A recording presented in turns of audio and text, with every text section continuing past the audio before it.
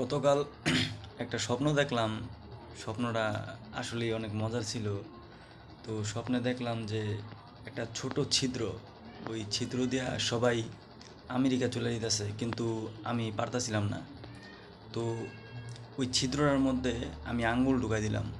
ঢুকাই দেওয়ার পরে চিন্তা করলাম আর কাউরে আমি ওই ছিদ্র দিয়ে আমেরিকা যেতে দিব না, ঠিক আছে, আমিও যাবো না। পরে ছিদ্রটারে মনে করো ছিদ্রটার এমনভাবে আমি গুতাইতেছিলাম যে এত ব্যথা পাইতেছিলাম যে আসলে বলার মতো না। তারপর সকালবেলা ওইটা আমি দেখি যে আমার পুটকির ভিতর আমি আঙ্গুল ঢুকে, ঠিক আছে, বসে আছি। মানে এতটা কষ্ট পাইছি যে স্বপ্নটা লাস্ট পর্যন্ত এরকম হইব যে বলার মতো না।